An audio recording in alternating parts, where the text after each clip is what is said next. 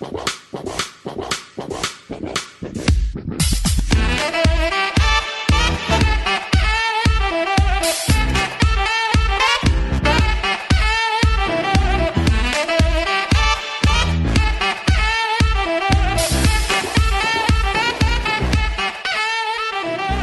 everyone, welcome back to another episode of Talkin' Tongue, the bi-weekly escape from reality show where I've escaped to the darkest depths of a cave, a bat cave, but not the right type of bat cave, a cave for a living vampire, if you will.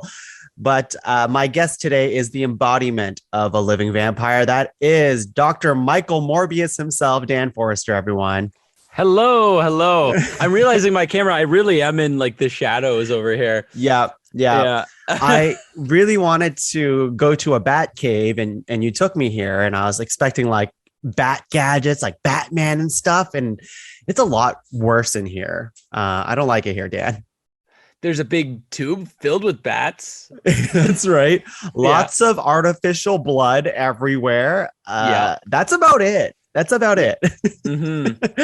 I got a tennis ball. Oh my God. Dan, I'm so excited to talk to you today about today's movie that I've already spoiled. But before we do that, how are you doing? How are you feeling? We haven't spoken to you since our last bad movie we spoke about.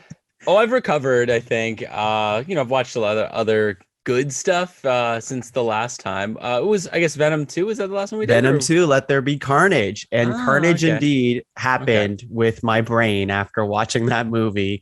We will talk, I think we'll talk a little bit about that movie today, Venom 2, in conjunction of like how it fits and the general Sony vibe, I guess. Yeah, you kind of have to. There's no not bringing it up. I mean, even our main character, Michael Morbius, even brings it up in the movie, right? So if he's bringing it up, we got to talk about it. That's right.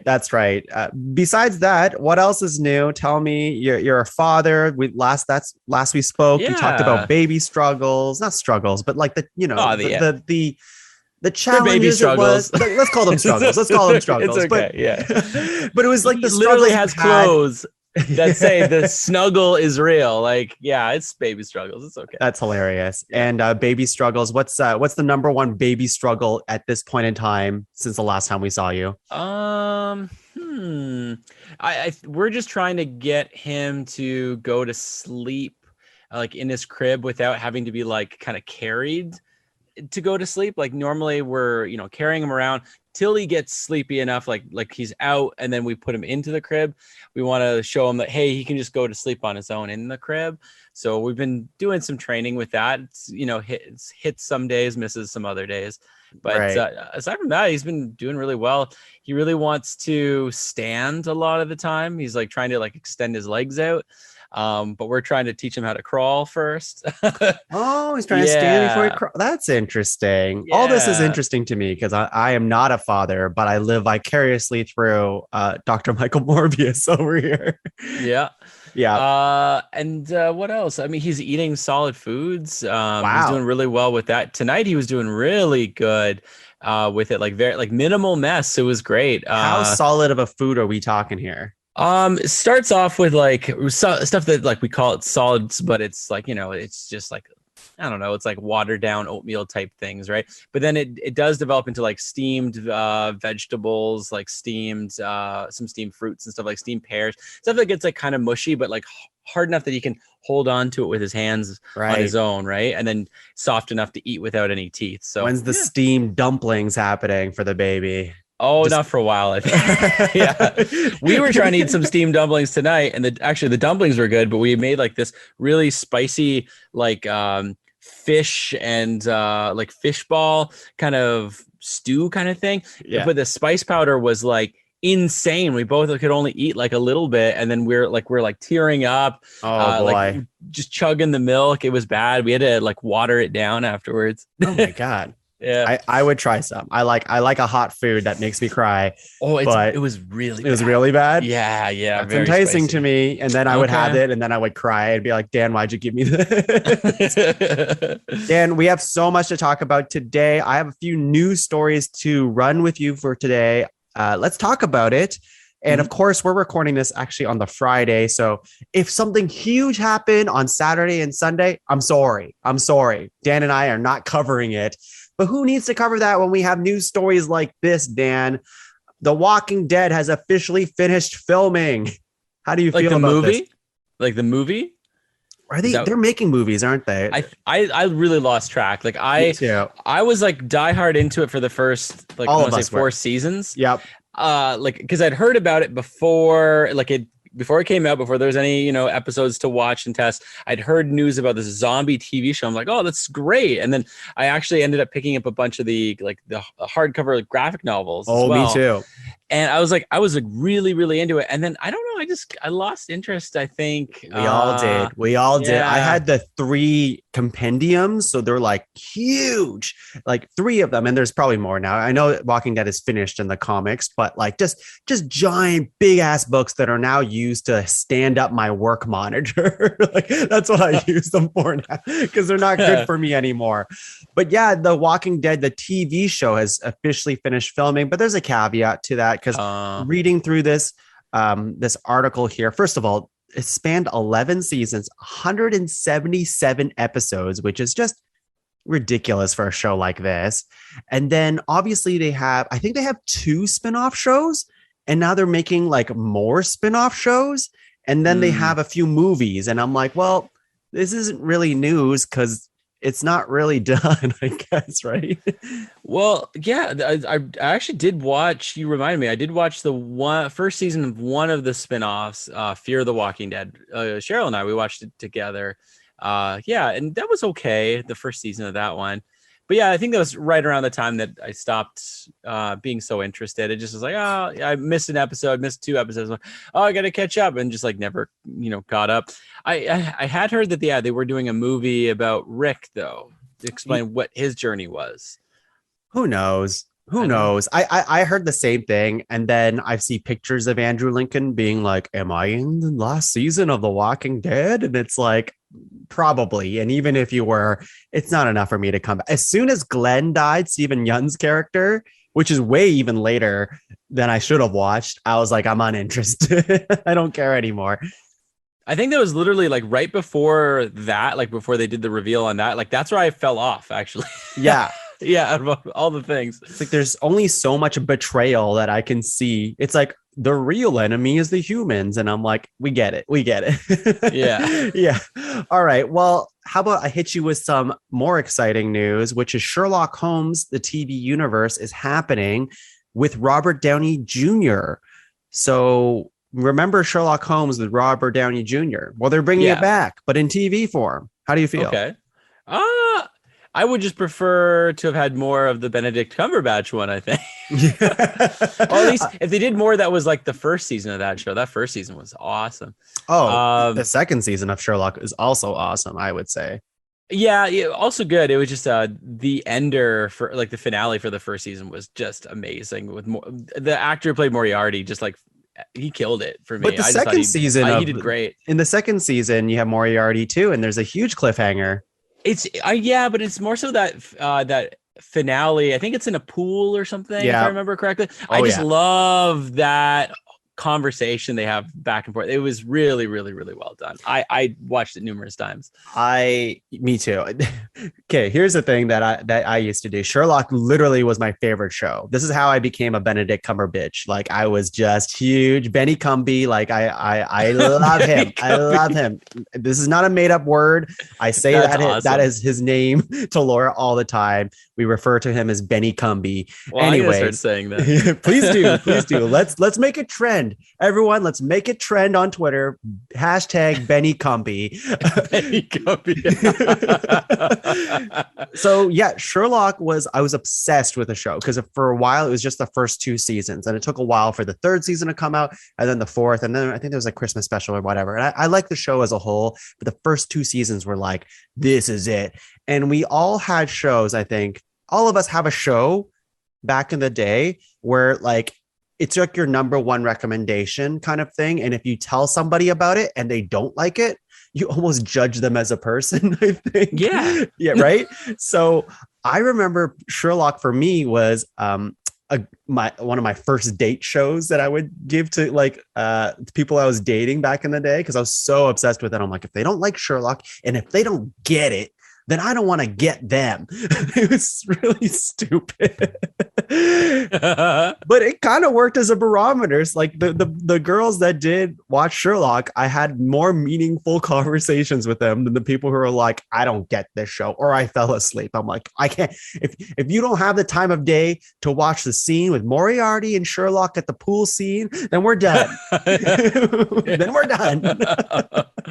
Now, if someone had like a legitimate reason for not wanting to check something out like that, like maybe like your favorite, like kind of I guess your favorite movie, you're like your barometer, as you're saying, right? Sure, yeah. If it's like a horror movie or something like that, like then I'd get it, I guess. I mean, like if I was that is still their barometer. Yeah, if I was a huge horror movie person and they don't like horror movies, then maybe I would be like, it's a pretty shallow reason not to go out with somebody, but maybe I was just like, I don't have enough in common with this person. How will I, if I take my future wife to go see It 3 or Pennywise and versus Jason or something like that, then I don't want to be with them. Again, all shallow reasons. I could see that, actually. You know what? Now that I'm saying all that we're talking about, yeah, I could see someone still being like that. You know, like if they're super deep into that type of thing, you know. You got to have a common ground with someone, and it has to start somewhere, right, Dan?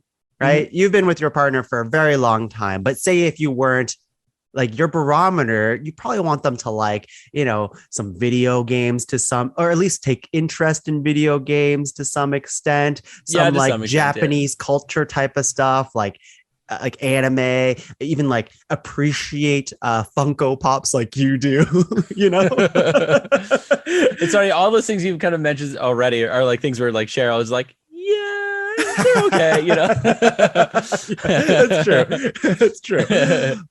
Let's move on to a few more news stories. Speaking of anime, I want to talk about Attack on Titan for a second. I don't usually get to talk about Attack on Titan on the show because most of the people that I talk to aren't giant nerds like us, Dan. Big nerds. Titan-sized nerds, you might say. That's right. Yeah. Titan, big half-naked monsters that run around and punch people, and our weakness is our necks.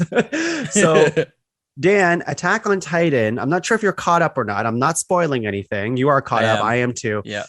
Well, they announced just recently. Let me back up. Attack on Titan was supposed to be finishing. It is done in the manga. It's a very popular anime and manga series. And like a year ago, they're like, Attack on Titan, the final season, it's here. We're doing it. The finale of what we've built is here. And then you watch last year, and it was like, oh, they left it on a cliffhanger. They only gave us 8 episodes or whatever.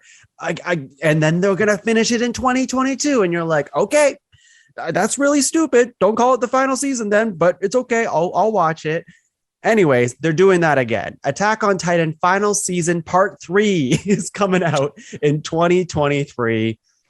How do you feel? I feel betrayed. That's how I feel. Yeah. So I was like browsing through my phone, just reading my, daily news. And I saw that like Attack on Titan part 3. And the only word I can think of is I guffawed at this. I was like, I couldn't believe what was happening. I'm like, because literally actually the day before I was talking to another friend who's been watching the dub version. And so he's a couple episodes behind us. And he said, oh, how many more episodes ahead are you?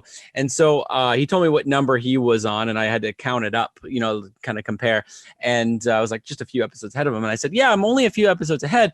However, it seems like there's a lot more till the end of this season. Like they've got a lot of stuff to wrap up on. They couldn't end it in just a few episodes. And then literally the next day I read part 3. I'm like, and same reaction. I'm like, don't call it the final season then. Don't call it. Don't do this to me. Don't do this. I would have rather them. I don't even know what I would rather them do. Because obviously anime and making a show is a lot of hard work. There's some amazing animation in this very confusing show. I say confusing because the later part of this show becomes like, what's happening? Mm-hmm. But it's still very pretty to look at, and I'm still enjoying it. But I don't know, to wait 3 years for one season to come out, like that's that's ridiculous, right? Yeah, it's to me, it's just marketing. Like they want because I feel like I might be wrong, but I think there was like a bit of a gap between like the third and fourth season. There was, So yeah. I think as a way to bring back the fans, and I mean, it worked because I hadn't watched it in so long, and it was kind of off my radar. They're like the final season. I'm like, oh shit, if it's the final season, I gotta watch it. So I mean, it clearly worked. They've got me hooked. I'm not gonna not watch part 3, but it still is like annoying. It's certainly annoying. It's annoying. Yeah. Only they can get away with that kind of thing. I imagine if a show was like that, like a North American show, I'd be like, I'm not watching it then. Like, yeah. If it was The Walking Dead, I wouldn't watch it. Well, The Walking Dead final season truly feels like ages. Like it's 177 episodes, for God's sake. Like, there's more of that show I haven't seen than what I've had at this point. Yeah. Like it's too much. That's insane. Okay, yeah. A few more things. Actually, one more story for you. Actually, it's kind of related. So I just recently saw the Sonic the Hedgehog 2 movie. I saw that yesterday. I won't spoil it. I think in the next episode of Talking Tongue, we're going to talk about Sonic the Hedgehog with another guest. But I really enjoyed the first movie.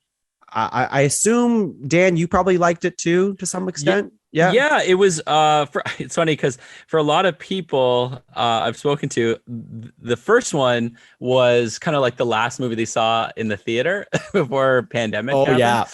yeah. And for me, it was the second last one. I actually, for a while, I thought it was the last one. What was the last one? I saw the My Hero Academia movie, like literally like a week or two right after Sonic. Yeah. Wow. I remember that era too, because it was just like Birds of Prey just came out. Sonic the Hedgehog was out. Mulan was coming out. It was just like all these movies. And here we are still in the pandemic and Sonic the Hedgehog 2 has come. I loved the original. I thought it was great. I thought they chose really great actors. It was funny. And I thought Jim Carrey was doing a great job having fun.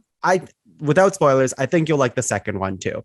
And it's funny. I tweeted about this today, which is like, I think there's better Sonic the Hedgehog movies than there are in the last 20 years of Sonic the Hedgehog video games. Like truly, Sonic the Hedgehog video games are so bad and I want to love them because I love Sonic. And I fell in love with Sonic Adventure 1 and 2. Like those are my me too. babies. Yeah. And I loved it so much that I played like almost every single Sonic game afterwards, trying to chase that high. Did you play on Dreamcast? Were you playing them on Dreamcast? Yeah. I played on Dreamcast. Nice. Yeah, I had one of those things. Yeah. It was because Dreamcast was the ultimate way to pirate video games back in the day. We had my uncle who figured out how to do that. And so we had this crappy DVD copy. So people who don't know, the Sega Dreamcast was a video game console by Sega, which was very short-lived and basically almost tanked Sega as a company because they lost so much money because you can just pirate any video game because you can burn a DVD just like you would used to burn DVDs for anything. That's how simple it was to pirate a video game.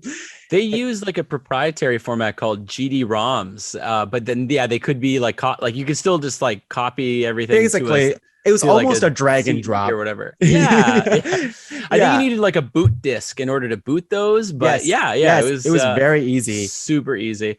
There was a guy at school I would like pay $10 to for a game. Like he'd burn them for me. Amazing. That's awesome. He's like a trench coat of DVDs. That's awesome.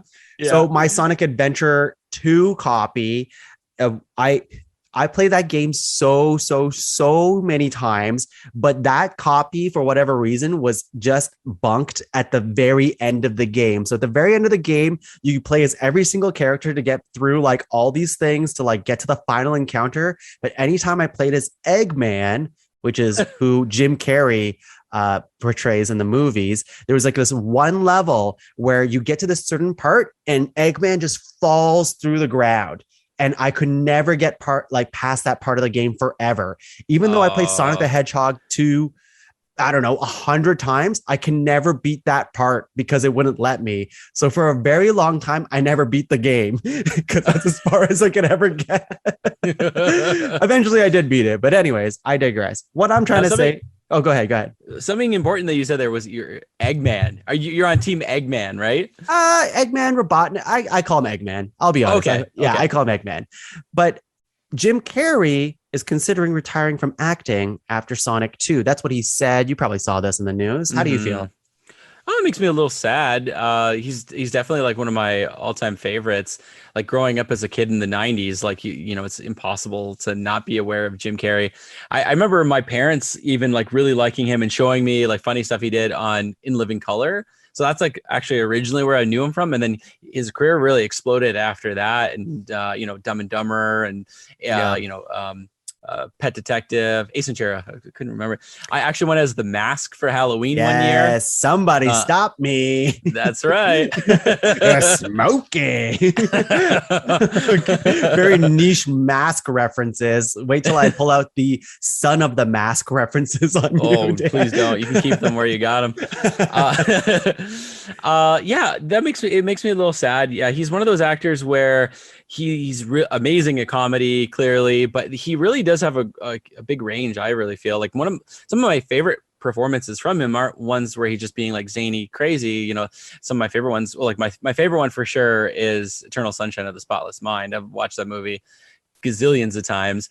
Love what he did in that movie. And then the Truman Show. The Truman Show is amazing as well. And there's funny elements to that, but it is more of a different kind of I guess performance. Yeah, it makes me sad. I constantly think of the Truman Show because there's one lady like clockwork. Anytime I'm walking my dog, Captain Meatball, I'm outside, and like it doesn't matter. Like it feels like it doesn't matter when. Like I do take Captain Meatball on like a schedule, but it's like a 30 minutes to a 1 hour kind of buffer. Like it's kind of like I don't know when I'll have time, but it's around the same time every day. Doesn't matter when or when I come back home, but the same lady around my neighborhood is always walking like the same route and like near us. And I'm like, I'm in the Truman Show. It's always this lady and she's always walking near me. And it's crazy. I feel that I'm glad that these are things that you think about,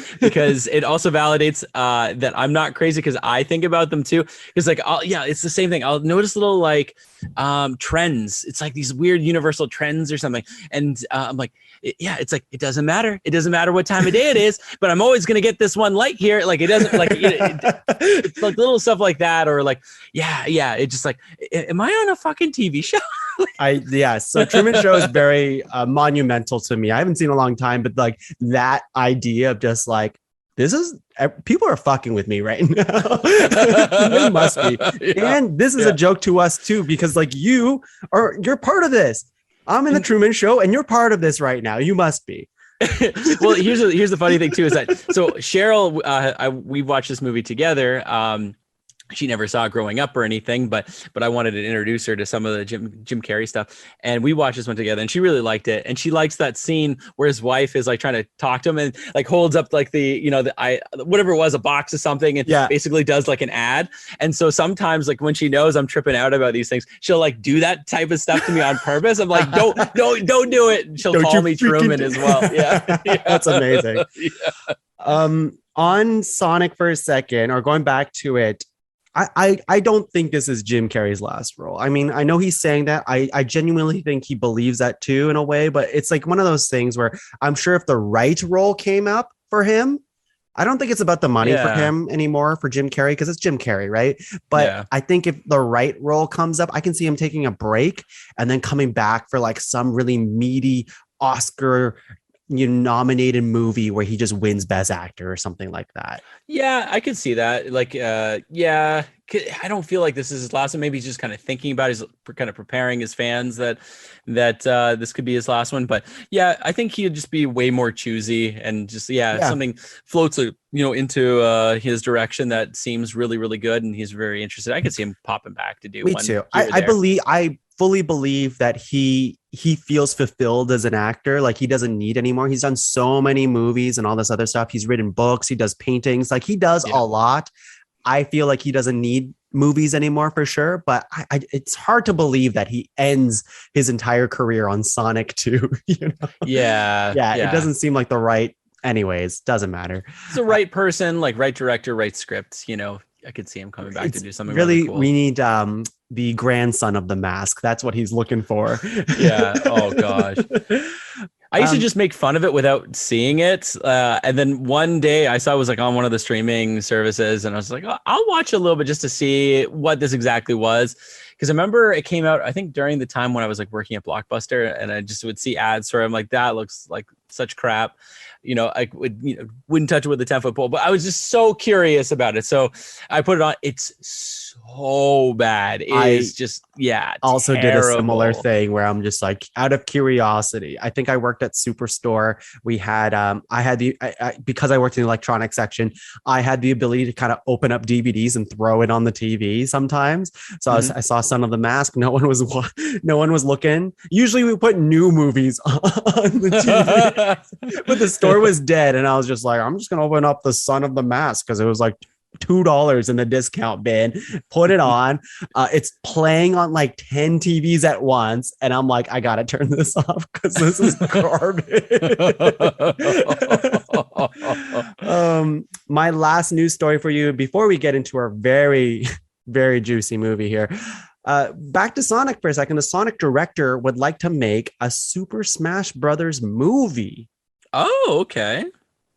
I don't know if that would work. I think they got to do this Mario movie first, and then after that, they can gauge it if they want to do that. I could see Mario and Sonic being in the same, like sure, give us Mario and Sonic at the Olympic Games, the movie. but the Super Smash Brothers, there's so many characters. There's too many.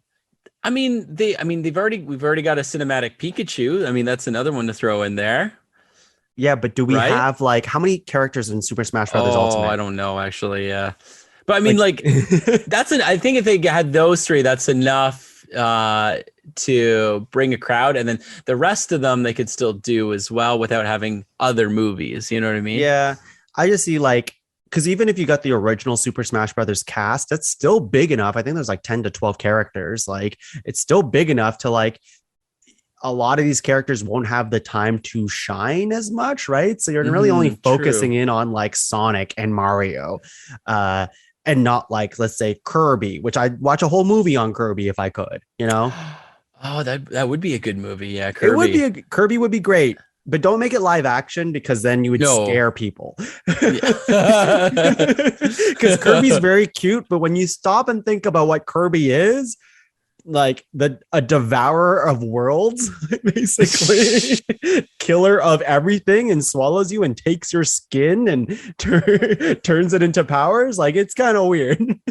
Now that you're saying that, it got my mind thinking. I was like, I wouldn't mind seeing a Katamari Damacy movie. The Little Prince, just picking everything up. Dan, we are here for one reason. We're gathered here in your crappy bat cave for a reason. You're hanging upside down to tell us about the cinematic movie of 2022 thus far. Do you want to introduce the movie for us? Yeah, I think everyone has an idea. Tuong and I went and saw Morbius, so you don't have to.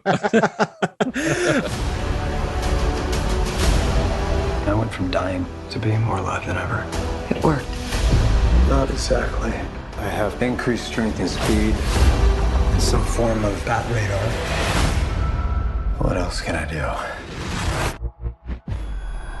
I genuinely cannot wait to talk about this movie with you, Dan, because we saw it together and we didn't really get to talk about it. I know your feelings on it. I know you know my feelings on it, but we haven't actually talked about it, which is exciting to me.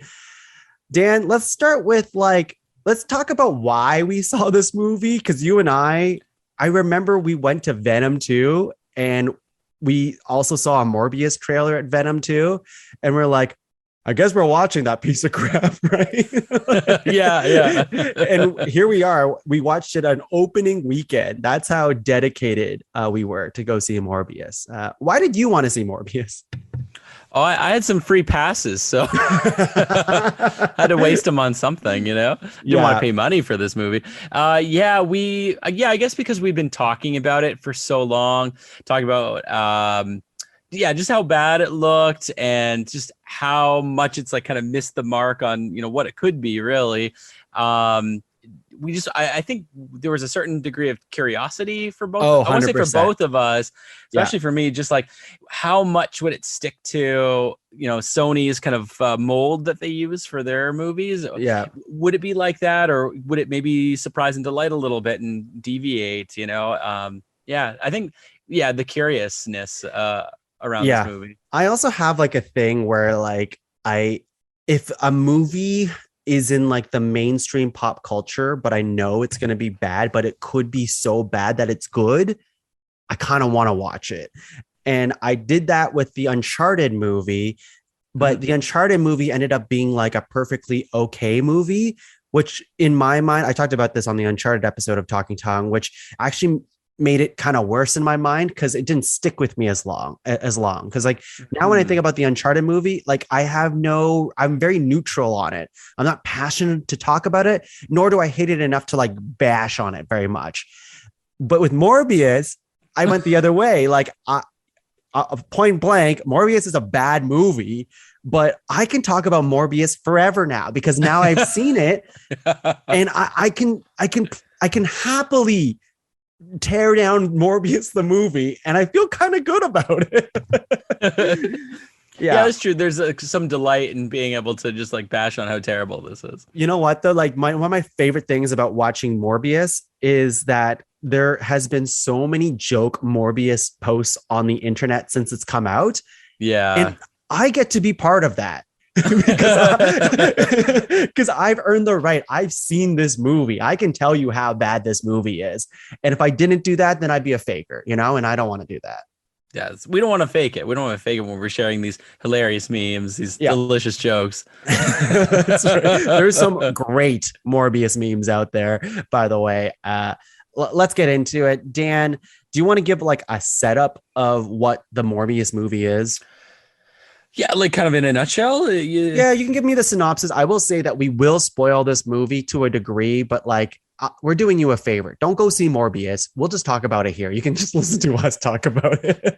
Okay, I'll set us up. I won't go through the whole thing, but just kind of where we get to some, I guess, some struggle. So we got our major players. We got Dr. Michael Morbius. We've got his friend, who he loves to call Milo, whose name is actually Lucian. And actually, he ends up getting other characters to call him Milo as well, which is very confusing.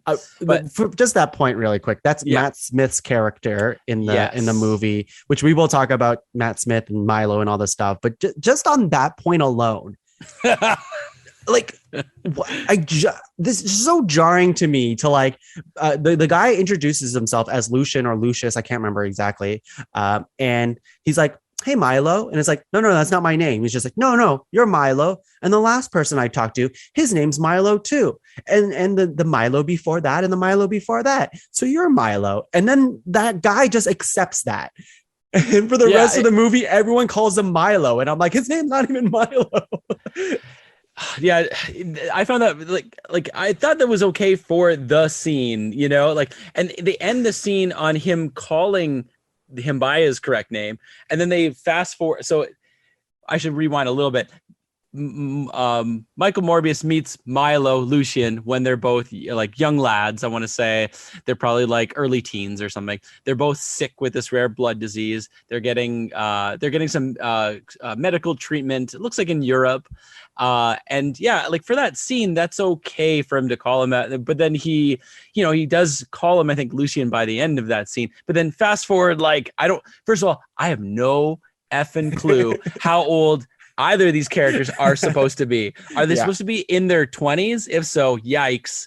And if not, like, it just seems like a weird timeline, of like when this jump happened. But anyways, fast forward, they're now adults, and he's still calling him Milo, and he just accepts it, as Tung said. And even the doctor who's been treating them calls the guy Milo. He knows his name. Yeah. It's like so weird. So stupid. Sorry, continue. I just had to get that off my chest before I forgot. It feels good.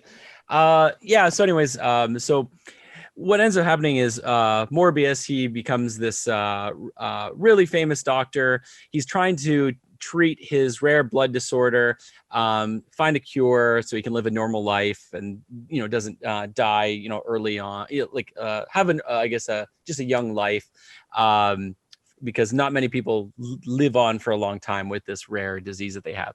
So he's desperately trying to find a cure. Along the way, they just kind of write this in here that he made some sort of artificial blood that revolutionized the health industry.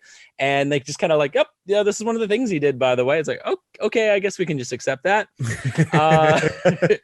And along the way to finding this cure, he ends up, like any good, doctor would, he decides to start, let's splice in some animal genes here. Sounds a lot like Amazing Spider-Man 2 with the lizard, but, we know it's going to go well. Actually, that's actually Amazing Spider-Man 1. Oh, did I say 2? Yeah, that's right. That's right. Oh, okay. That's right. Continue. Yeah, thank you. But yeah, so he ends up coming up with this little, concoction that's going to give him this spliced in bat gene so that he can treat his blood disorder. And, again, the tests in advance that show simulations like in Amazing Spider-Man, everything looks fine. Everything's going to be good from the simulation of this. And then, of course, it isn't. And he turns himself into a living vampire. Oh, before that, I just have to say, he tests on I don't know, a lot of mice. He does this blood thing on, and then he's just like, okay, time for human subjects. And he immediately picks himself. Yeah. It'd be unethical. It'd be unethical to do it on other people, but it's like, hey bro, you probably should do a little bit more research before you just jab yourself instantly. Be like, oh, it worked on the mouse, I'm going to do it on myself. That's what ends up happening. It's ridiculous. Yeah. Continue. Yes, he becomes a living vampire. He does. Now, he does this on a container ship. I think it's a container ship, right? Yeah, something like that. They basically take their lab, they put it on this container ship. They go out to, what is it called? International waters. They hire this team of goons for some reason.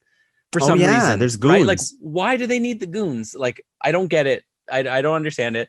Really, the only reason they have the goons there is so that so when he turns into the living vampire, he has someone to attack and to kill, and drain their blood, right? Yeah, because Morbius is supposed to be an anti-hero in a way. That's how they're setting it up in this universe, much like Venom, but worse.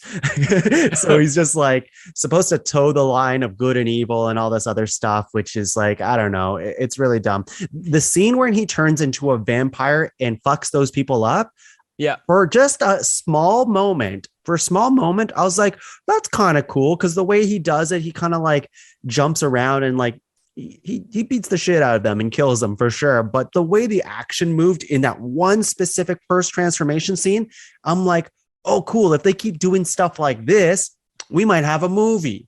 It might be okay. I'm glad you like that part, because, for me, that was also what I was feeling at that point. I was like, oh, okay.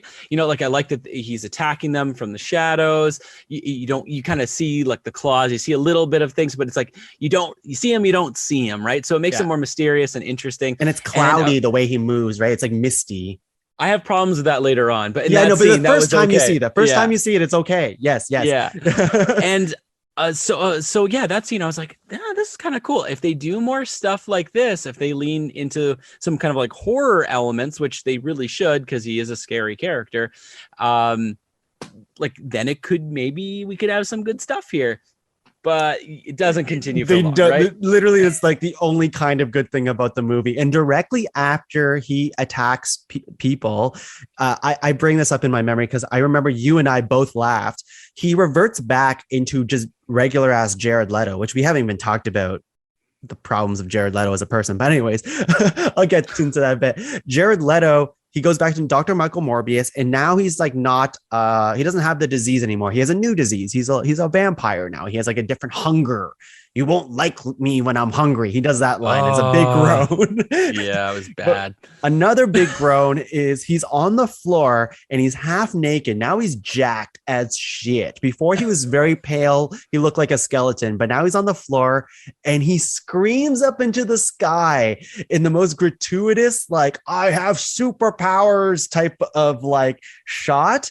And then there's another shot of him walking in slow-mo to nobody, and it's just showing Jared Leto abs, and I'm like, this is just, it's so cheesy and gross, and Jared Leto. It's like he watched Captain America, like the first one. Yes. And he's like, I want that scene. I want to be, a character.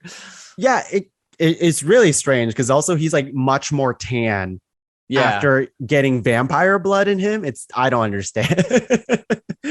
I guess it's like supposed to make him healthy again or something, Yes. I don't know. Anyways, Yeah. He has a new disease now. He wants human blood, right? That's what ends up happening.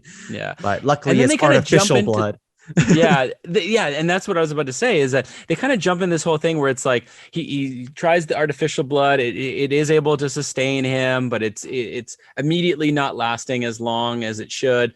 But then he starts like using terminology where he's calling, I think, the real stuff red and his fake stuff blue. He's like, I'm on the blue, but I need the red. Like they keep saying this. I'm like, I hate this. I hate this so much. Yeah. We haven't even talked about that he has like an assistant that is shoehorned into being a love interest. Mm-hmm. At one point in the movie, they're like, you know what? Nope, they have to be a love interest. Because before she was just like an assistant that cared for him, but it didn't seem very romantic between the two of them. Yeah.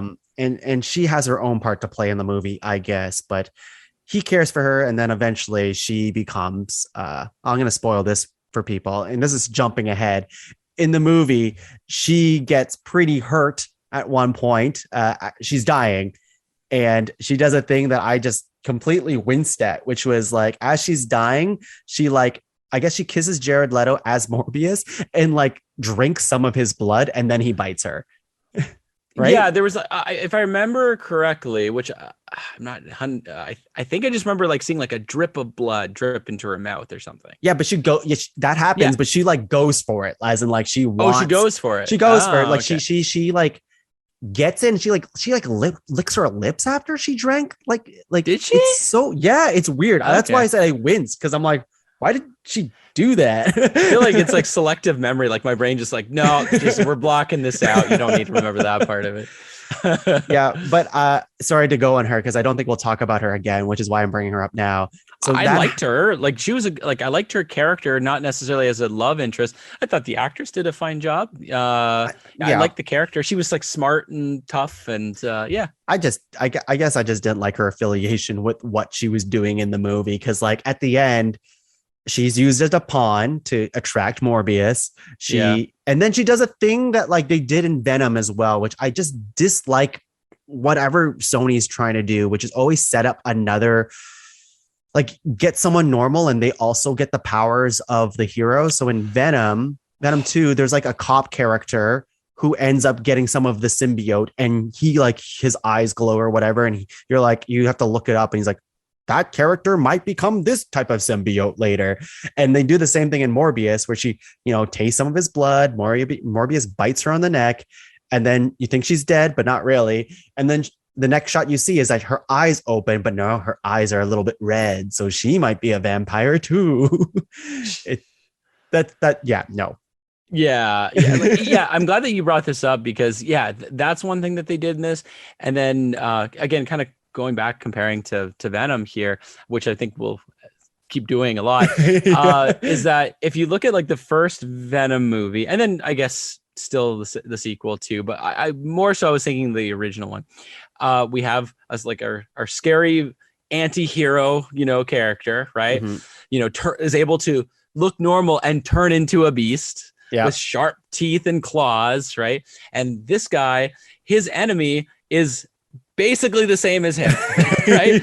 Sharp teeth and claws, and has the ability to turn into, like from normal looking human to a monster, right? And then they're going to bash at each other in like a quick time type of event where they're like slowing down punches and all this kind of stuff, and tendrils of things are gonna mash towards each other, and this somehow equals like an interesting fight scene. Like, that's what they're thinking, but it's awful and boring, and yeah. Anyways, continue. Okay, so where were we? I think so. He turns into Morbius. Yeah, red and blue, that kind of thing. Yeah. So I'm just trying to think. He's basically like documenting his transformations.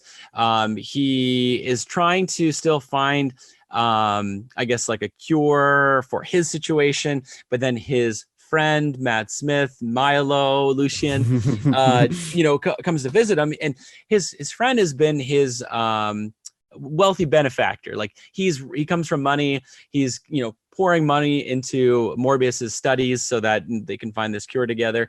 And then he finds out that, oh, well, he did develop something, but Morbius is saying, hey, it's not a cure, I'm just I'm type of sick now, and Matt Smith's character just sees him like, with abs and he's tanned, and he's like, oh, you look fine to me. And he, he gets mad with Morbius that Morbius doesn't want to share this like golden ticket, so to speak, away from their, disease, but he's been just trying to warn him. But then I think in that scene, now this is where I was like, maybe I was looking away out of no, you didn't. What I was watching. You didn't. I know exactly what you're saying. Where I'm gonna go with this. Matt Smith leaves the room, and then like that's it, right? Like, there's not a shot of him like pocketing anything, right? Nope, like they just don't. Nothing. And so he like leaves the room there. Like, this all happens. But yeah, you never see a scene of him pocketing the cure or like the Morbius, vial of become vampire. Yeah, I get you. Yeah, the vampire, vial or whatever. You never see that. And then basically like the next part of the movie is you see one of Morbius's what's her relation to him? Like, she's like which one? An aide. The one who ends up dying. Oh, like his like romantic interest or whatever, like sort of thing? Not her. Not her, someone else? Someone who worked for him. I think he just described her as working for him. But you see this shot at night in the hospital where that Morbius is studying. I know and what you're working. saying now. Yeah. And she's there, she's kind of like wrapping up for the night. She's about to leave. The lights in the hallway. Now, this is actually a scene that I liked because me too. Yeah. Yeah. This is like the last scene in the movie I like, because she's getting worried because it's late at night and she's leaving alone, and the lights overhead in the hallway that she's in start like turning off, and like one light will turn off and then it'll that one will turn on, but the next one beside it will turn off. So it's kind of like this kind of strobing effect of like the lights turning off down the hallway. And that was really cool and visually interesting. Like, I liked that shot a lot, and it built a lot of tension. She sees something at the end of the hallway, and she's not sure what it is. She's trying to hurry away with the lights doing what they're doing. Suddenly she's taken by this this beast who drains her of her blood. So you're wondering at that point, well, could that be Morbius? We have seen him like kill these like thugs on a boat that basically everyone else in the movie just wrote off like, whatever, they're garbage people. Like, we don't care about them. He can kill them. It's true. They do say that in the movie. They're just like, well, those people have killed people before, so good riddance. That's pretty much what they said. Basically what they said. Like, what? I guess. Like, they're not even supposed to be here. It's like they don't matter. Like that's basically it's like what they're doing. What you guys are taking away from this is that human life doesn't matter. I get that they're mercenaries, but like, God, that's not a good message to send to people. Yeah, exactly. Which is kind of like, and that was literally like one of the detectives saying that too. Oh my God, we haven't even got to the detective stuff yet. Actually, let's do it now because you talked about it. Let's put a pin in that spot. Yeah. But Tyrese Gibson's in this movie, and you may all know him from Fast and the Furious or whatever. But like Fast and the Furious, right? That's where Tyrese Gibson's from. I'm pretty sure. Yeah, I'm pretty sure. Other stuff too, but I think that's like his biggest franchise. So I think this movie is like and Tyrese Gibson. He is the and in the credits for this movie, which is like it's a pretty big deal. He is absolutely like nothing in this movie. He's like a cop character. I think someone told me that they mentioned that he had some sort of special robot arm or something like that. And I'm like, I don't remember seeing that at all. So I'm not sure if that person was fucking with me, because I'm like, nope, he never used anything in this movie. But him and his like kind of like smart Alec friend, I guess also partner, they show up onto crime scenes. They do a little bit of interrogating, but there's like, they don't solve or do anything to the plot that really move it forward ever. And like Tyrese, I think one of the fun things in the Fast and Furious movies is that he is a charismatic dude and he's a charismatic actor. He's not a great actor, but when he's like gets to get let loose and like be funny and all this other stuff, he's fun to watch. They don't let him do that in this movie. He's just super serious, being like, oh, another murder. All right. How did it happen? Like it's very dry dialogue. Maybe the dialogue was dry for him. I still liked what he was doing with what he had, I guess. Like he was like, out of all the, I don't know, out of all the actors or characters in the movie, like those two were the ones I enjoyed seeing on screen. Yeah, I don't know. But like they didn't they didn't get enough to do. I feel. They didn't really have any like stake in the whole thing. Like they just were there to ask questions. Have stake? I know you're going to say that. Also in the movie, I have to say, there's a part where I'm just complaining now, but this is what we're doing this podcast for. There's a part where his romantic interest or whatever, also assistant Jared Leto, she's talking about like, oh, so you're reading about vampire stakes and like all these like vampire mythology stuff. And he's like, yeah, well, I never used to believe in it before, but anything's possible now. And none of that ever like comes to fruition. Like none of like, they're like talking about like, yeah, true. All this mythology around vampires. You're like, oh, okay, so maybe he'll use a stake at one point, even if it's a gag where he tries to stake someone and it doesn't work. That's fine. It's just throwaway line. Nothing. That would happens. at least be a setup and a payoff. No payoff. No payoff. They bring it up as a question, being like, oh, maybe I'll do this. Nah, forget it. Anyways, Tyrese Gibson, I honestly like, it's very generous for you to say that you liked what he's doing. I think he's an okay person to watch, but they really gave him nothing to work with in this movie. So I don't know. I just felt he was believable as his role in the movie. I don't know. Like, I guess, but what was his role? Just showing up to crime scenes? I just mean like as a detective, he had the right, just the way he's kind of carrying himself and talking. And I was like, oh, okay, I buy him as a detective for sure. Yeah, I guess maybe I was just so like not. I'm just like, there's nothing. Anyways, so he's there because there's vampire murder happening, and there's literally it made both of us laugh, I'm pretty sure, in the theater. Also, I gotta say, like when Dan and I went, we went on the matinee of the Saturday of opening weekend. There was 8 people in the theater, including us, which is crazy for an opening weekend.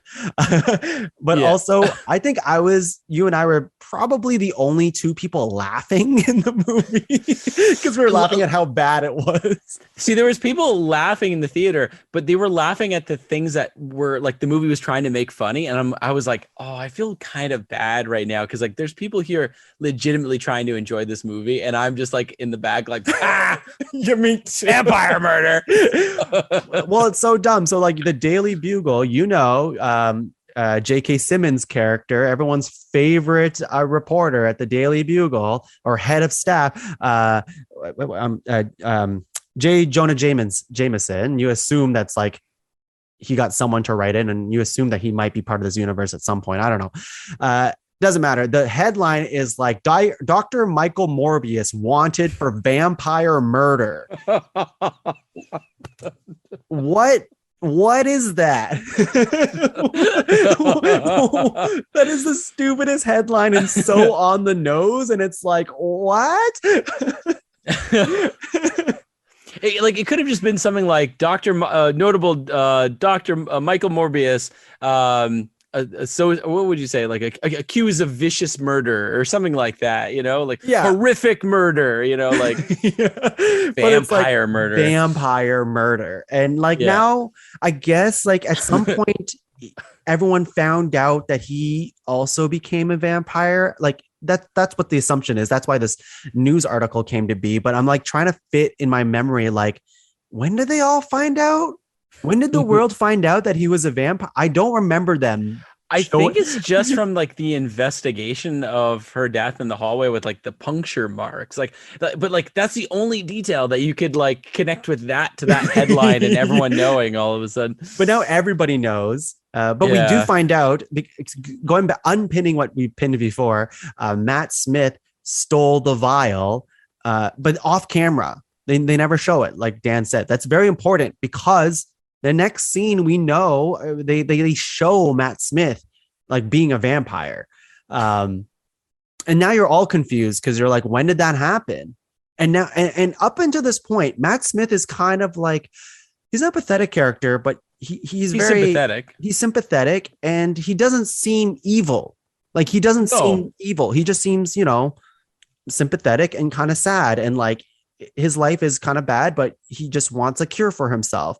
But as soon as he gets the vampireness into himself, he becomes like full evil right away. 0 to 100. Full tilt. Yeah. That was something I wanted to talk about because like when Morbius, transforms, like it's not like it changed his personality. He just had this hunger for blood now. Right. Yeah. I mean, naturally the first time he transformed, he was like not in control. And, that's what happened on the boat. But it would be normal to assume that the same thing would happen to Matt Smith. He takes the vial, he's not in control, he kills the nurse. But then it would have been more interesting maybe later on if he's like he felt bad about what happened, but he didn't. Like as you said, like he just becomes a different character at that point, completely. And they try to write it off because they're like, Jared Leto at one point, I keep calling Jared Leto instead of Morbius, but Morbius is such a stupid name. Anyways, he's just like, Milo, you're completely different now, blah, blah, blah. And they're trying to say that the vial completely changed him. So I'm like trying to believe them, meet them halfway, be like, okay, maybe I can believe that the vial like completely turned this kind of good person who seemed to be doing good for the world, and now he's completely evil, trying to see it. But then you hear more from this Milo character, and he's just like, think of all the people who have wronged us in the past and looked at us like we were freaks and stuff. And they don't really show that in the entire movie. So like you assume with a saying like that, you would see scenes of them being bullied as kids, as adults. Well, they did have the one scene. They had the one scene at the beginning of the movie, but then like after that, like I get like very small. Like I guess like when they're super young, but even when they're adults, like it would make more sense if they were bullied still or not being taken seriously. So like to me, if I were to rewrite the movie, like they're both like esteemed doctors, or at least Morbius is, and Milo has some strings. I don't know why he's famous, but he has clout to him that gives him like some sort of social power, and he has money, right? So like, to me, if I was to rewrite that, it's like he would say something and people would dismiss him because of his disease. To me, that's like, okay, he would feel that he's being wronged by people because people still don't take him seriously after all the work he's put into his life to be taken seriously. But since they don't show that, and he's just saying like, everyone's wronged us and now I want to kill everyone, it's very jarring. Yeah, that's how I feel, right? Yeah. Anyways, it's bad character writing is what I'm trying to say. Yeah. I don't know what else to say about that. Well, I will say that I'm like at a loss of words for like what they did with that character. Because I'll tell you what they did directly right after, Dan, is that they're like, you know what this needs is that this movie's been so serious for so long, even though they try attempted humor throughout the movie. And I guess we had a few people in our movie theater laugh at that, which is a big groan. There is this very cliche scene of the villain dancing. Yes. That was immediately was in my mind. I was like, I don't even know if I can talk about that. We have to talk about it. Run me through it, Dad. Well, so this is after, I think he's revealed himself even to Michael at that point. He might have. I don't remember at this point. And he's like back at his like fancy apartment that he lives in, and he's like strutting his stuff. I forget, was he wearing a shirt or like a robe or something? He was wearing a shirt, but it's completely open. So it's just like a dress shirt, but it's unbuttoned. And now you see his abs and you see shots of his abs, and he's just dancing. He's like strutting his stuff, Bully Maguire style, you know, like. And he's like combing his hair because, you know, Matt Smith always has that kind of swoop in his hair. So they exacerbate it a lot, which he's just like combing it to the side. And he's supposed to be like all handsome now. And he's like, it's really, really stupid. Yeah. His motivations as like a villain were just like it was just so poorly written. It was so boring. Like he was having fun.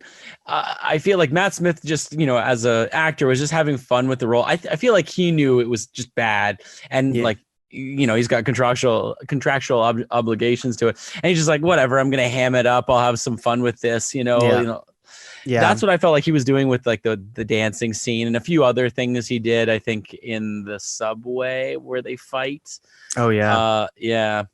I think like on a visual standpoint, I think Morbius and to Matt Smith as well. Like I don't even know if he has a villain name really. I'm not even sure. Milo, I guess. Yeah. But like their vampire look is ugly. Like, and I know it's not supposed to be good looking, but it's visually like not that interesting of a vampire look. Both of them, whenever they have their vampire face on, it's just, I don't know. I just don't like looking at it. I thought Morbius looked a little bit better in terms of like, I can see what they're trying to do to make him look like the character, but then still kind of give it like a real world kind of spin to it too. I wasn't as put off by their design for like the monster Michael Morbius, but I just found Matt Smith's like transformation so boring looking. Like it just like looked really, like him, really but boring. they kind of zombified his face a little bit. Yeah, exactly. They could have explained something away that his version of like the blood disorder that they have is slightly different than Michael's, and so it transforms him more. Actually, maybe that's a good idea for why his personality switches, you know, even more so as well.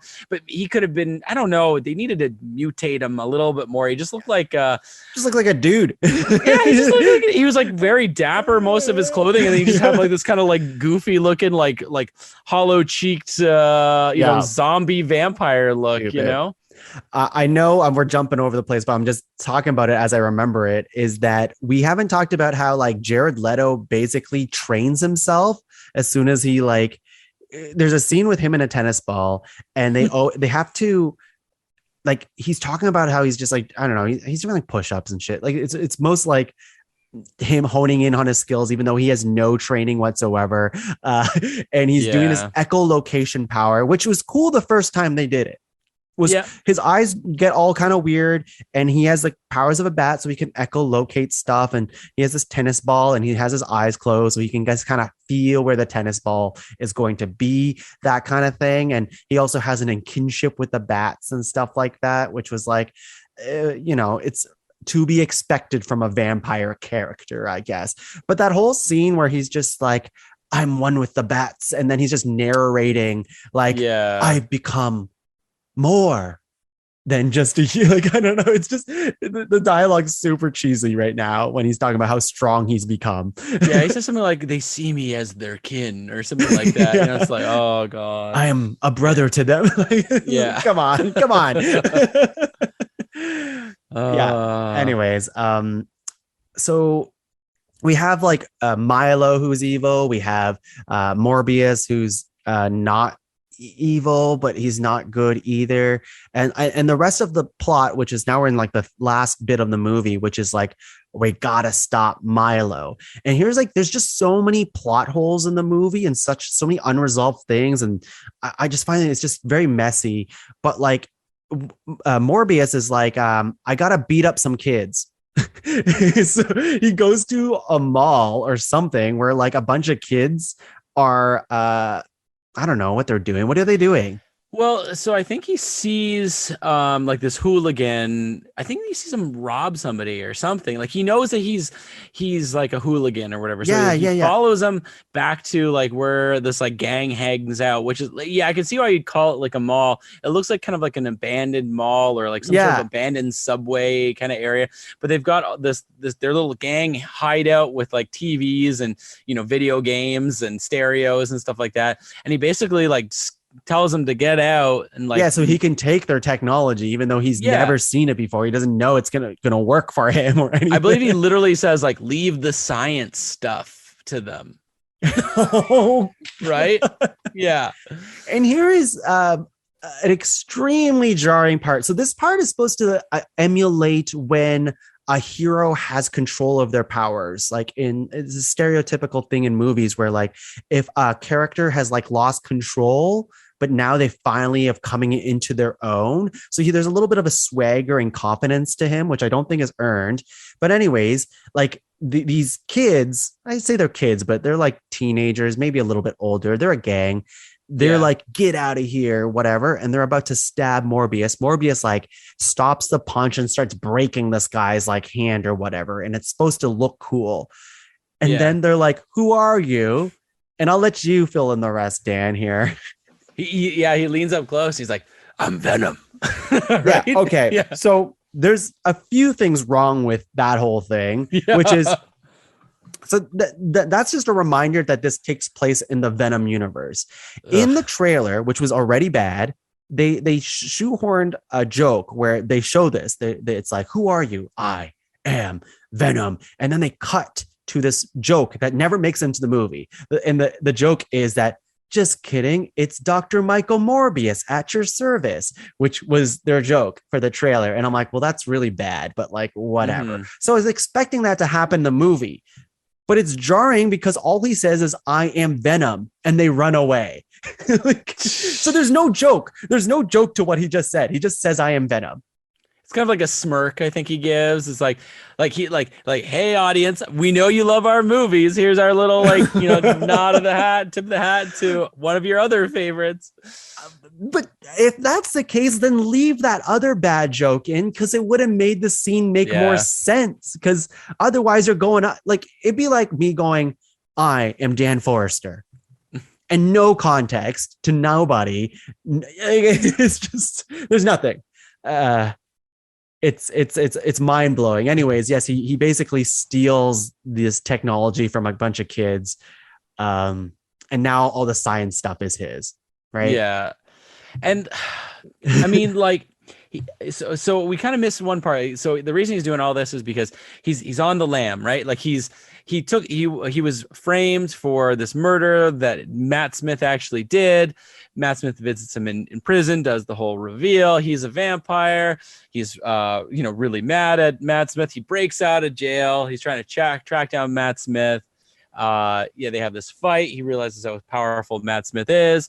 And then now he's basically trying to figure out, like, well, he can't go back to his lab anymore. He's got to have base of operations. That's what this essentially is. But somehow he knew that like tracking these kids would lead to like this like wonderful little science center that he sets up for himself. And it must have enough science stuff for him to do things, which his original laboratory has some very complex technology. But here we have, like, again, kids. Like, like, I don't know how they would have what he needed to accomplish what he needed to do. Like, most of what they had were like some monitors. I'm pretty sure most of us were video games, and they had like some lounging chairs and like it's stereo equipment. Yeah. Also, at one point, go ahead. I was just saying, like, wasn't he ever worried that they might come back with like more of them? Like, it's not like a secret location that he made them all forget. Like, he's kind of exposed. Like, they could have come back with like some other gang members, maybe with guns. Who knows? I don't know. I was going to say that Matt Smith's character, he ends up killing the doctor character, which I guess is the father figure of both of them. Mm-hmm. And it's a very funny scene in my mind because, well, it's not actually that funny, but it's funny in the way that like Matt Smith kills this character and this guy's bleeding out, and he's bleeding out for like a good day because like what ends up happening is he calls Jared Leto, who should get there pretty quick. He has vampire powers now. He should be able to get there. And he's just like, you have to come to me or whatever. Like, I'm in I don't know, something in the sense that like, oh, this guy's in danger. You have to come right away.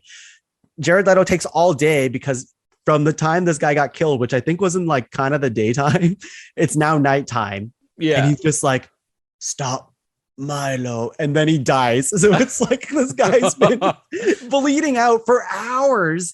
And then he only got 2 words out. This is the scene too where it really reminded me that like this doctor just kept calling this kid Milo his like entire life. It's like he invites, like he comes into the house, they have a chat, you know. So, what did you do to yourself, Milo? Like it's like it's like its name isn't fucking Milo. It's Lucian. Oh man. Okay, so like now we're just talking about the whole plot, but again, like, you know, you're not going to see this movie, so Dan and I did the work for you. Okay. So yeah, they eventually do fight, and the very cliche thing of like, nobody's going to understand us, let's just do whatever we want, we're finally in control, we're top dog now, we're the alpha, blah blah blah. They don't say exactly that, but that's kind of the vibe you get from them. That is what they're saying. Yeah. And then they fight, and I was going to say before they fight, this is very important, which they completely drop later in the post-credit scenes and everything, which is like the whole point is that Morbius feels this heroic need to stop Milo because he brought him into this universe. He brought this vampire energy into the world where they're both vampires. So the whole thing is like, yeah, I'm going to stop him. And then after I stop him, I'm going to stop myself. So that's supposed to be like the hero kind of like promise, right? Which they never follow up on. He does stop Milo. Spoilers, they fight and it's fine. There's a lot of cloudy, misty stuff going on, which you don't like, Dan. I was so confused by what it was, because like at first, that going back to what we said earlier, that first scene where he's fighting in the container ship, he's killing the mercenaries, when they have like the black mist, I was like, oh, that's kind of cool. That looks kind of neat, I guess.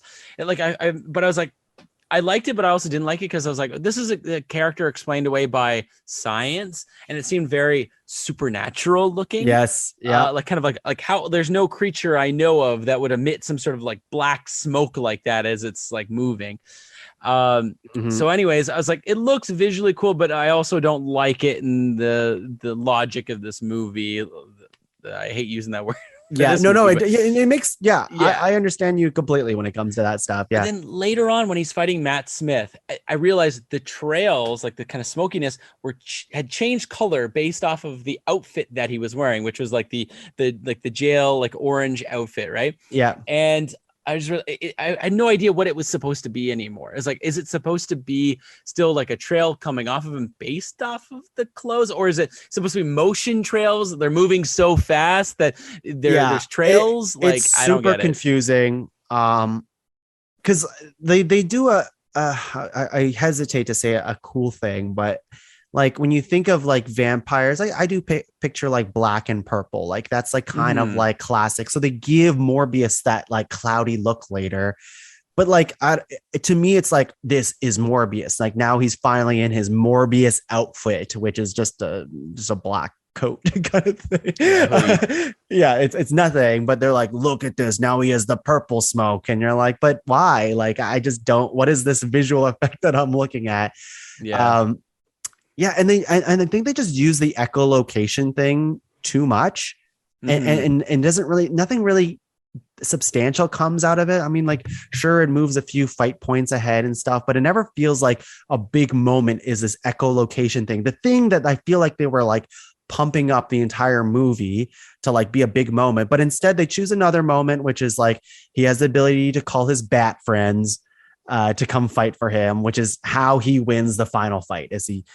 A swarm of bats go on Matt Smith, which to me was like, well, he's a vampire too, so why would these bats attack him? The only thing I can think of is that he, like, they had the scenes where, you know, Morbius is, you know, training himself with the echolocation stuff. He's developed his abilities. He's had it for longer than Matt Smith's character has. By what, a day? I guess. I don't know. That's the only thing I could think of. Yeah, because I was wondering the same thing. It's like, yeah, why would this bother him? The bats would see him as like kin as well, right? Like, right? Yeah, that was the only thing. I was like, well, you know, let's try to find some logic. Again, well, he doesn't have these powers yet. Again, if I were to write this movie, very simple thing, nothing too complicated. Have Matt Smith like sacrifice a bunch of bats or something, and the bats turn on him. Have Matt Smith like punch a bat or something like that, and all the bats are like, what the fuck, this vampire punched a bat, he's not one of us.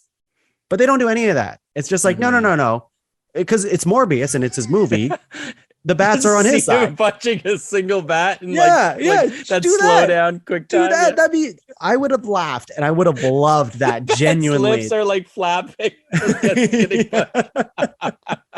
his little nose crinkled up. Oh my god. Oh my god. Anyways, he does stab Matt Smith at the end, not a stake, which again they set up a thing that could have happened, which didn't. And I was it a vial that he's got him with or something? I actually honestly don't remember it at this point. I don't remember either. I'm like, all I can remember is just like he's dead. Like I don't remember how it happened. I remember the bats. It was oh god, it was like some injection of some. He like retrofitted some blood or something. I can't remember, but it was just like he it was like a coagulant kind of thing. Yeah, he was like, this would kill a Yeah. human and it would fuck up a vampire. That's what he said. It's he says like it's fatal to bats and lethal to humans or something like that. You know, just like it's such a dumb line. There's a lot of dumb lines on this movie. Yeah. Though. We haven't even touched them all, but anyways, vampire murder is still my favorite one. Brutal. So the movie kind of ends. I don't even know how it ends exactly before the post credit. Do you remember? Before the post credit, is he just like on a rooftop or something maybe, or I don't remember. I actually don't remember. Wow. Yeah, I really don't remember. All right, well that's that. But there's the post credit scenes, which the post credits we remember. Yeah. In one word, it's the word for the whole movie for me, anyways. Groan is how I felt when I saw the post credit scenes, and I'm very curious of how you felt, Dan. Grown. Now, do you want to do the honors, or do you want me to jump into it? I feel like I talk a lot. You do the honors, and I'll jump in. Okay. Okay. So there was two, right? Yep. Okay. So the first one is basically that the multiversal kind of blip happens, and Adrian Toomes. But the from Vulture. the No Way Home, Yes. that one, yes, because you see the purple sky. Yeah. So basically, that blip, like not the blip, but like the multiversal, like cracking, that we saw in No Way Home, brings Adrian Toomes, the Vulture, from the MCU Spider-Man universe. Michael Keaton, for those of you who don't remember, Michael Keaton. He gets transported for some reason to this universe. And it doesn't really make sense because in No Way Home, it was all the people that knew who Spider-Man was were being pulled into Spider-Man's universe, like the MCU universe, were being pulled into that one. So it doesn't make sense that when that spell ended, that people from that universe would get sent away, unless they could write it. Stuff in. They could be like, oh, the spell got so out of control, it did everything now. Yeah, like maybe he wasn't able to contain it the way they thought he did, or maybe it's stuff from still lingering that they'll talk about in the new Doctor Strange movie, and that'll explain, why he got pulled over as well. But anyways, he's in their universe. And he appears in this cell because he was incarcerated in the MCU. So he appears in the cell, but in this universe he's not supposed to be in that cell. And they let him go, and they're like, "Oh, this guy from another universe showed up," and like that's kind of like the scene. Yeah, and we're like, "What? Like, why would Michael Keaton agree to this?" Well, because there's probably a lot of money. So I guess so. Yeah, dump truck of money. That's the first one. Do you want me to go into the next one then too? Yes, please do. Okay, so the next scene, I don't really quite remember how it starts off, but we have Morbius like out in a field or something. Yeah, he's driving, and then he was driving. He was driving, and then he stops and he comes out. Yeah, it was like a car commercial for a moment. Yeah, and then and then he's like in this, like he stops it. I feel like they're on the side of the road or in a field or something, and this thing is like coming towards him, and you realize it's the Vulture. So it's Michael Keaton in his Vulture costume. And he talks to Morbius, and he says something like, a couple of guys like us, we could really do some good. And I don't know if like that's like supposed to be like like this is like they think they're doing good, but they're the Sinister Six in this universe or something. Or they're taking the Sinister Six and kind of putting it on its head. We're gonna do like a Sinister Six of like anti-heroes or something. Yeah. But here's my thing, and I know this is gonna be your thing too. When he transported over to this universe, he was just like in his like prison Yeah, for sure. Where the hell did he get like Chitauri, like his Chitauri based vulture costume? No idea. In that universe, that never happened. There was no invasion in New York with Chitauri or anything. Yeah. Like that makes no sense to me whatsoever. No clue. I have no answer for you. 100%. There's that. But also like Morbius looks up and he goes like, intriguing or something stupid like that after Vulture says that. And I'm like, and this is what I was talking about earlier, which is like, first of all, didn't you just say that after you killed your best friend, you were going to kill yourself because there shouldn't be any more vampires in this world? He doesn't do anything. There's not even a nod to like that promise or anything. He's not even like, no, there's work to be done. There's nothing. There's none of that. He's just like, he just drops the idea of killing himself now that he's the only vampire. So first of all, he's already a bad dude. And then second of all, it's just like, why'd you meet this guy? Like, do you actually think he thinks you're going to do some good in the world? Is that what this is? Because to me, it's just like, I thought you were kind of a good guy now. Why are you trying to be bad? Like, I don't understand. I don't get it either. Like, honestly, I don't. It's one of the most confusing post-credit scenes I've seen associated with the MCU, and that's the big thing, is associated with it, as I want to say. It's like literally, it's not a Marvel Studios movie for those who are not quite aware of that whole relationship. This is an in association with Marvel movie. But you know what? It's working because it's tricking people, because people don't know, like a lot of people know, but like a lot of people who don't look into the stuff like we do, they see the Morbius poster and it says the next Marvel legend. That's literally what it says on the poster. And I talked to a friend who watched Morbius and they were like, well, I had to watch it because I wanted to see how it fit in the MCU. And I'm like, oh my God. Like, and they've watched all of the movies. I'm like, how did you think this movie fit in the that's crazy to me. Honestly, I just really hope that this movie just totally tanks, which it seems like it is doing anyways. Well, let me tell you something, Dan. I just saw an article that says it got it globally got $84 million. And it got like a $40 million opening weekend. I'm sure it won't go any much higher than that, but we're also part of the problem. We saw it on opening weekend. It's true. Yeah. But where I'm going with that is that I really hope it doesn't do well, so that Sony goes, oh, we can't just follow this like Venom formula. Because basically they churned out the Venom movies they churned out made money because people wanted there to be like a standalone Venom movie for so long that of course they're going to go see it. They got to see he's such a hugely popular character that just anyone who owned a Venom shirt or anything is going to go see that movie. So that's where they are able to make a lot of money. They're not critically acclaimed movies by any means, right? No.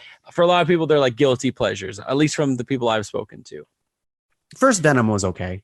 Yeah, first the first one to me is a guilty pleasure. The second one I will never watch again. But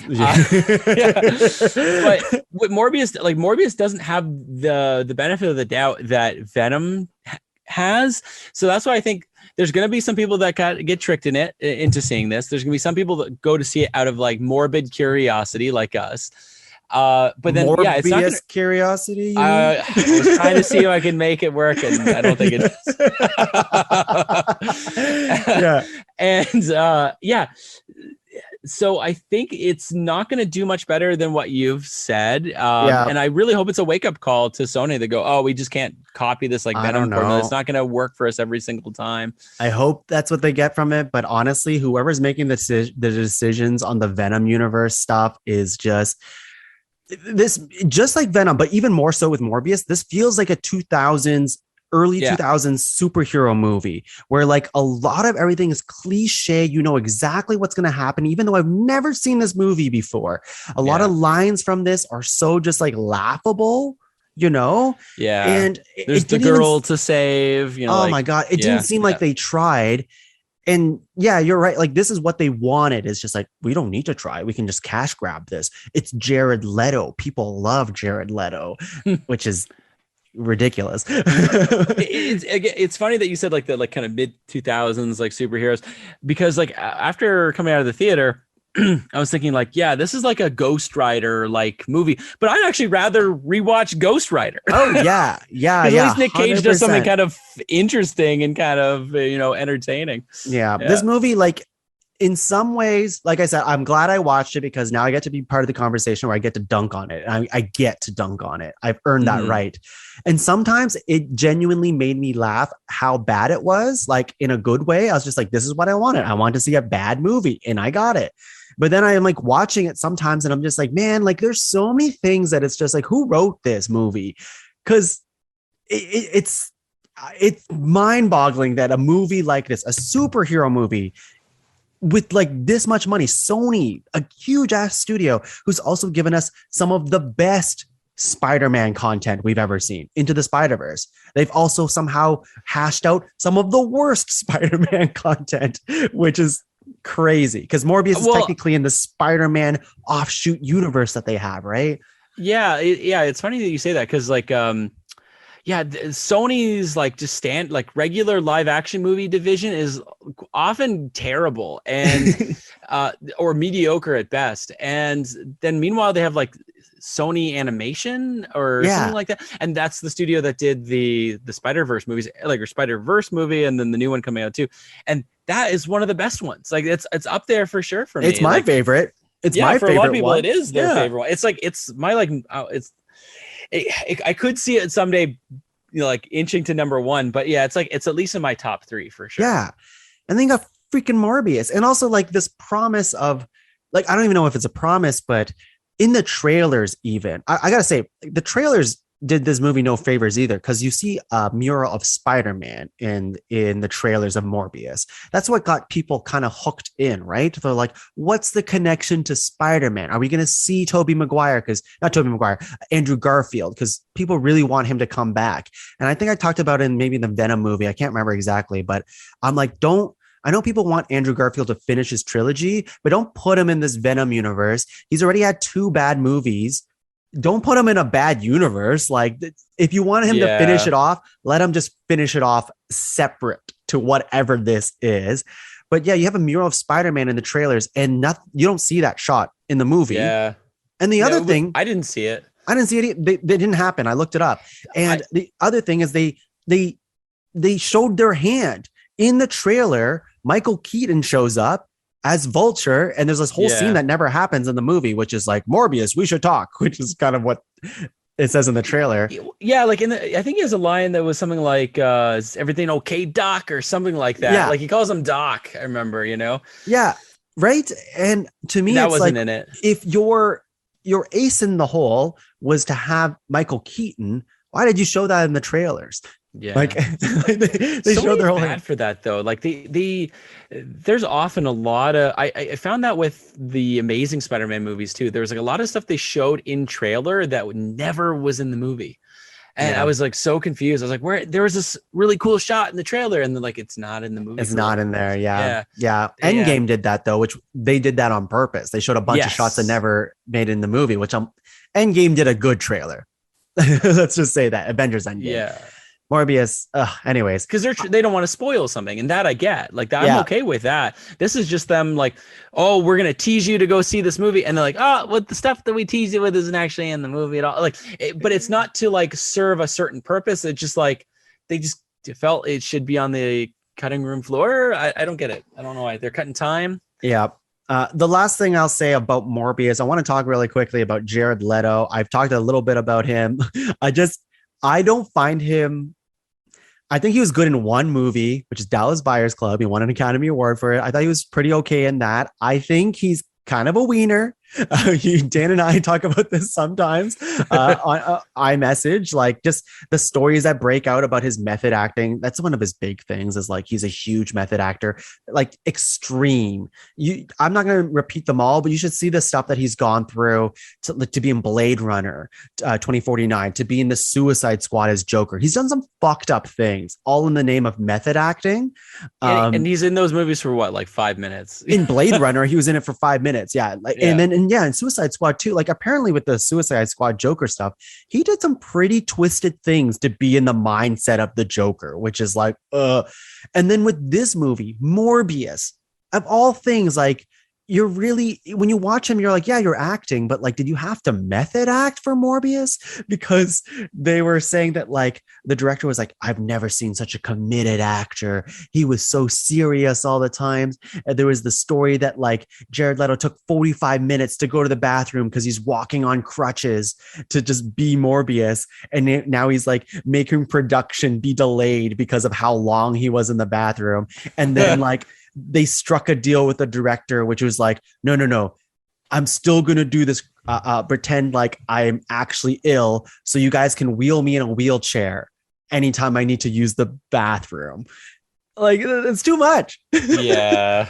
Like, I don't know how I feel about him anymore. I liked him in Dallas Buyers Club. It's been a long time since I've seen that. So I can't really say how I'd feel about it today, but I remember at the time thinking that he did a good job. But again, like times have changed, my idea of what, good performances has changed. I mean, he was good in Requiem for a Dream. Like I remember from that as well.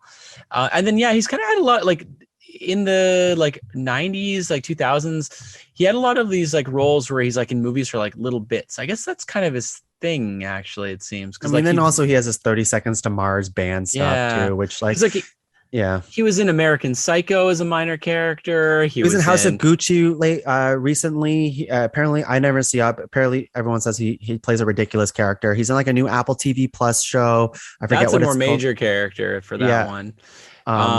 But yeah, he was also in Fight Club as a small role too. So like he did a lot. He's actually, he's done that a lot. It seems, where he's got these little, he's got a few minutes in big movies. But he really wants to be a superhero. He does. Yeah. He really wants some sort of comic property at least. Yeah. And like, I've talked about it with that friend that I said that just thought that this movie was part of the MCU. And she was like, Jared Leto is so pretty. And I just like, he's 50 years old. And I'm like, well, he's not actually a great person. And I, usually don't talk about this stuff on the show, but like Jared Leto, like, first of all, he has like an island cult, which you've seen pictures of. I'm not sure, but like, it's basically you pay to hang out with Jared Leto. And I saw that pictures floating around on the internet today, and everyone's in white clothes.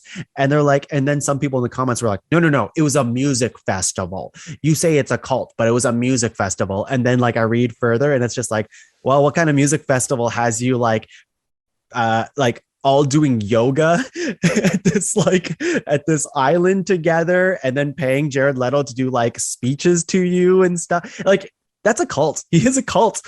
And it's weird. And also he preys on young women as well, which is like a well-known fact. And like, I guess like it's an open secret, especially with his time with 30 Seconds to Mars. Apparently like he like 15-year-old models and like 16-year-old models, like he just like would just be relentless with that stuff. And it's like, why do we give this guy work? He doesn't seem like a good person to begin with, I guess. And I don't know.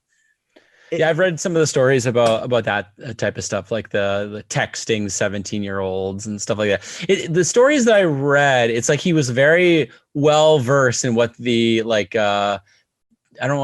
consent laws were in each state that he was going to, like if the consent law in whatever state was 16, he was texting 16-year-olds. If it was 17, it's 17-year-olds. Like, I don't like that. Right at the, I don't get it. Yeah. Like, it's crazy. Like, yeah. And that aside, even though I'm not pushing it aside, I recognize that's a bad thing. Just like on an acting standpoint, like I would literally hate to be in a scene with Jared Leto, like and be in a movie with him where it's like, hey, we're going to be in the like Matt Smith. Imagine being Matt Smith, who's clearly trying to have as much fun as possible on this dumb movie. And then the scene ends and Matt Smith's like, hey, you want to grab a beer? And Jared Leto's like, I can't drink a beer. I'm Dr. Michael Morbius, because he's still in character, and he's just like, all I can drink is artificial blood. And it's like, no, Jared Leto, you can drop your character right now. And he's like, no. He's like checking his like Timex. He's like, I've only got 3 more hours on the blue. Okay, Dan, we've talked enough about this movie. Give me your rating of Morbius. How would you rate this movie? Oh, Let's see here. I give him a -5 blue blood samples out of a possible 20. Wow. Okay. I would give it 1 Milo. I should have said Milo. Out of like 10 Milos, because they reference other Milos, but you never see them. You never see them. Done. Morbius, the living vampire. I am positive that we'll see more of him, unfortunately, because they are setting up a Sinister Six movie, which like we barely touched upon, but Sony has tried this before. They literally tried this with Amazing Spider-Man 2. That was the problem with Amazing Spider-Man 2, Andrew Garfield's one, was they spent so long in this movie setting up different characters to be in the eventual Sinister Six movie that they canceled because that movie did terrible. And now they're doing it again. They must be like so mad that like Marvel Studios was able to basically do a Sinister Six movie in like a good kind of way that came together quite naturally. Yes. It's crazy to me that they're like, let's try it again and let's do it bad again. I'd be shocked. I'm wondering what other characters are part of their Sinister Six movie, because we know Kraven the Hunter is going to be a movie for some reason. Yeah. We're getting a lot of these anti-hero villain movies, I guess, which is very odd. We're getting a Madam Web movie. I think we're getting a Silver Sable movie. It's like, what is happening? Why? I think at one point there was like talks about like an Aunt May movie. I don't know if that was just a joke or not, but I remember there being stories about that like years ago. Yeah. Oh my God. Well, Dan, I joked about this with you, but I believe it to be true. Your mission in life on Talking Tongue, not on Ranked, anywhere else, but on Talking Tongue, is to come back and watch these movies with me. What's our next one then? Well, I guess we have a little while, but I'm sure it's going to be whatever this. Oh my God. Morbius 2, Too Fast, Too Morbius. That I saw I think I made this joke, but I saw it on TikTok as well, which is Morbius 3. Morbius, which is MORE dash BIUS. Oh God damn it. I don't know which one's next, Dan, but all I know is you're coming to see it with me. I guess I am. And we're gonna hate watch it. We're gonna hate. It's probably gonna be Venom 3 or something. Oh, here's my question for you before we wrap things up. Yeah, what's a worse movie, Let There Be Carnage or Morbius? Let There Be Carnage. Yeah, I think that's where I'm at with too. Yeah, I'm surprised you said that.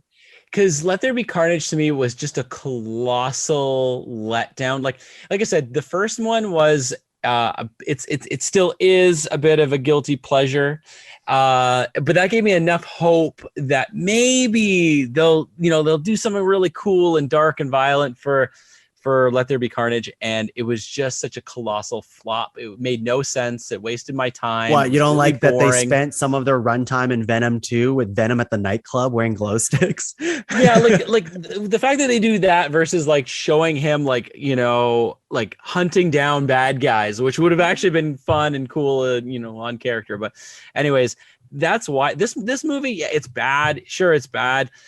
Like there's at least a story that I can see what they're doing. It's tired. It's been done before, but at least I know what's going on in the story. They're trying to have something, happen through this movie. They're trying to go on this journey. It's not a really interesting or exciting one. And like I said, it's been done to death before, but at least there's a story there that I can kind of follow. But it's the most bland, boring. I've said that like so many times now. But it's just so bland and generic and just entirely Sony. Yes. Yeah. I feel similar, only that like Venom is a character that I like, but I want to like more. I want his movies to be good so that when I saw Venom 2 and I hated it, it's such a bad movie. It's more of a letdown, right? Where Morbius, I already knew was going to be bad. So seeing that it was bad, it just confirmed how bad it was. But like Venom 2, there's an expectation where you're like, it could be good, right?